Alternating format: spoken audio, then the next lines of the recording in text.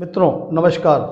मित्रों, हम सारे सनातनी कुछ चीज़ें जो हमारे धार्मिक संस्कारों में आती थीं, हम बहुत सी चीज़ों को भूल रहे हैं। हमारे पूर्वजों ने जो कुछ ऐसे नियम और प्रथाएं या यूँ कह लीजिए कि सांस्कृतिक जो धरोहरें थीं, उनको हम लोग भूले जा रहे हैं। आज भी जो हमारे पुराने बुजुर्ग लोग हैं उन चीज़ों को ध्यान रखते हैं, लेकिन जो नई युवा पीढ़ी है वो उनको बिल्कुल भूले जा रही है। तो इसी क्रम में मैंने सोचा कि क्यों ना जो अपने हिंदी तिथियां हैं या हिंदी माह हैं उनके बारे में एक एपिसोड बनाकर हर माह आपके उन सब चीज़ों के बारे में जागरूक करता रहूं। तो इसलिए मैंने इसी क्रम में ये चूँकि आषाढ़ माह चल रहा था, तो मैं सोचा कि आपको आषाढ़ माह के बारे में कुछ ऐसी बातें बताऊं जो कि शायद आपको न पता हो, और हम सब सनातनियों को इन सब बातों का ध्यान भी रखना चाहिए।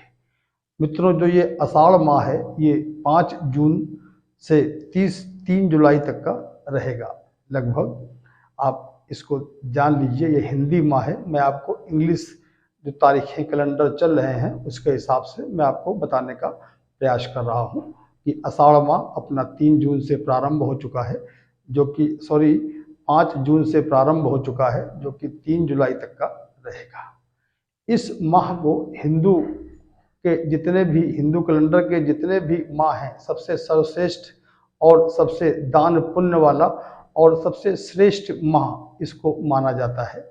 इस माह में आपके मान लीजिए जो हमारा हिंदू कैलेंडर है उसका ये चौथा माह होता है, आषाढ़ का माह।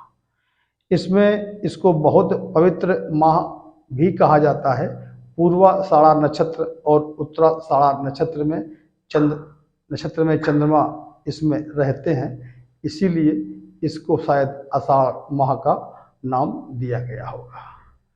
अब इस माह के बारे में जो हमारे पुराने लोग हैं और जो हमारे ग्रंथ हैं उसके हिसाब से ये कहा जाता है कि भगवान विष्णु को ये माह बहुत प्रिय होता है।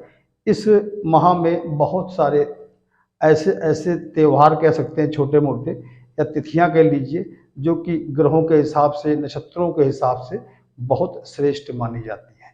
इस माह में आप देखिएगा शिलाष्टमी पड़ती है और योगिनी एकादशी रहती है, मासिक शिवरात्रि तो पड़ती है, गुप्त नवरात्रि भी पड़ती है और विनायक चतुर्थी भी पड़ती है, और इसके साथ साथ जो मुख्य रहता है वो हरि सहनी एकादशी।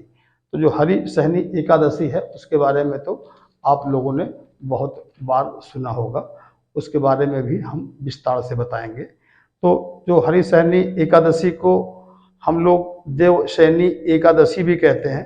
इसमें ये कहा जाता है कि इस तिथि के बाद जो भी हमारे देवी देवता हैं वो कम से कम 4 माह के लिए विश्राम करने या सोने चले जाते हैं।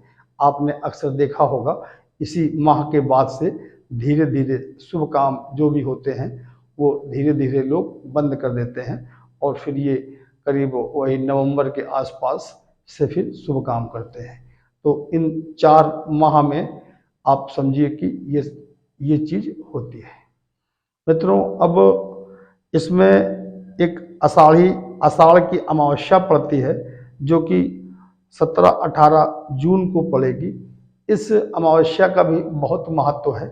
इस अमावस्या के बारे में ये कहा जाता है कि इसमें हमें गंगा से तात्पर्य जो भी पवित्र नदियां हैं वहाँ में स्नान करना चाहिए, और कोई भी पितृकर्म हो उसको भी पूर्ण कर लेना चाहिए, और दान पुण्य करने के लिए ये माह बहुत उचित और श्रेष्ठ माना जाता है। इसमें और जो ये देवशयनी एकादशी है ये हम आपको बता दें कि ये 29 जून को पड़ेगी 2023 में, मतलब कि आषाढ़ के माह में।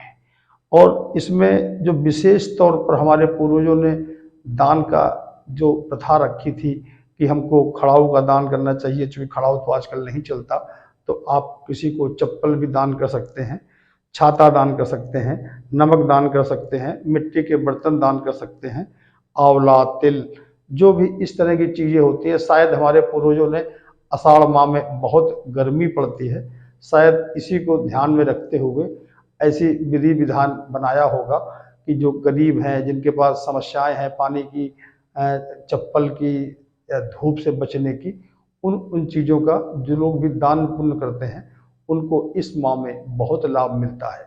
शायद भगवान सोने जा रहे होते हैं सारे देवी देवता, इसके पहले जो हम पुण्य काम करते हैं तो ये कहा जाता है कि शायद हम दान पुण्य करेंगे तो भगवान हमको आशीर्वाद भी प्रदान करेंगे। तो इसलिए जो ये आषाढ़ का महीना था, मैंने इसके बारे में आपको बहुत विस्तार से बताया। तो आप आषाढ़ के महीने में जो भी आपकी यथा सामर्थ्य हो उसके हिसाब से उन लोगों को जिनको की ज़रूरत है इस समय धूप से बचने की या भोजन की, इस तरह का आप दान पुण्य करें और भगवान के विश्राम में जाने के पहले पहले आप भगवान का संपूर्ण आशीर्वाद ले लें।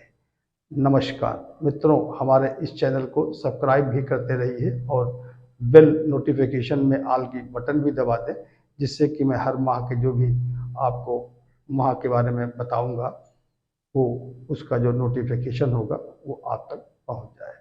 नमस्कार।